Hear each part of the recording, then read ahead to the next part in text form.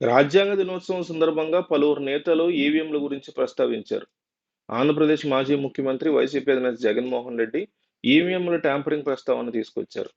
ఈవీఎంల పనితీరుని జగన్మోహన్ రెడ్డి ప్రశ్నించారు. ప్రజాప్రతినిధులను ఎన్నుకోవడమే ప్రజాస్వామ్యానికి మూలస్తంభం అని, ఈవీఎంల పనితీరు గురించి దేశవ్యాప్తంగా విస్తృతంగా ఉన్న ఆందోళన, ఈవీఎంల యొక్క వాస్తవికతని ప్రశ్నించడానికి ప్రపంచవ్యాప్తంగా మెజారిటీ దేశాల్లో ఉన్న పద్ధతిలో బ్యాలెట్ పేపర్లతో ఎన్నికలు ముందుకి వెళుతున్నాయి కాబట్టి మనం కూడా ఎందుకు వెళ్ళకూడదని ప్రశ్నించుకునేలా చేస్తుందన్నారు. ప్రజాస్వామ్యం ప్రబలంగా ఉండడమే కాకుండా అభివృద్ధి చెందేలా చూడాలని జగన్మోహన్ రెడ్డి కోరారు. తాజాగా కాంగ్రెస్ పార్టీ జాతీయ అధ్యక్షుడు మల్లికార్జున్ ఖర్గే కూడా ఈవీఎంలు వద్దని పునరుద్ఘాటించారు. రాజ్యాంగ దినోత్సవం సందర్భంగా ఢిల్లీలోని తలక్తోరా స్టేడియంలో నిర్వహించినటువంటి సంవిధాన్ రక్షక్ అభియాన్ కార్యక్రమంలో ఆయన ఈ వ్యాఖ్యలు చేశారు. బ్యాలెట్ పేపర్లే కాంగ్రెస్ పార్టీ కోరుకుంటుందని ఆయన వెల్లడించారు.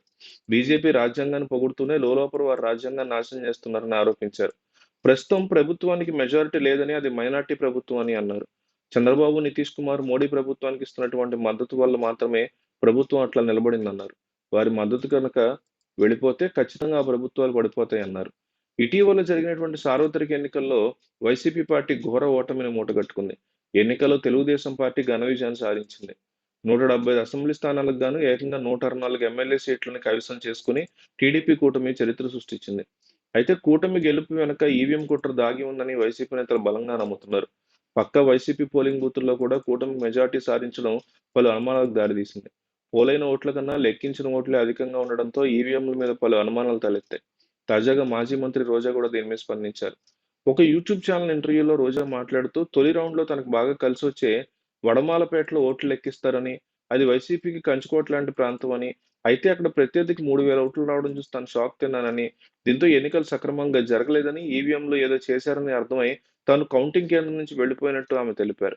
తాను నగర్ నియోజకవర్గంలో ఎంతో చేశానని, తమ ప్రభుత్వంలో సంక్షేమ పథకాలు అద్భుతంగా అమలు చేశామని, అలాంటిది దివంగత టీడీపీ నేత గాలి ముద్రకృష్ణమనాయుడు కాకుండా కూడా 2, 3 ఓట్ల వేళ్లతోనే గెలిచినా ఆయన కుమారుడు మాత్రం 40,000 ఓట్ల మెజార్టీతో ఎలా గెలుస్తాడని రోజా ప్రశ్నించారు.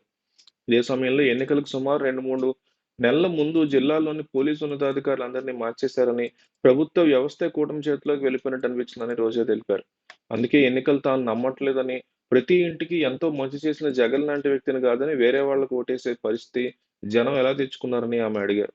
ఈవీఎంల గురించి వైసీపీ అధినేత జగన్ కూడా స్పందించారు. ఈవీఎంల పనితీరుని జగన్ ప్రశ్నించారు.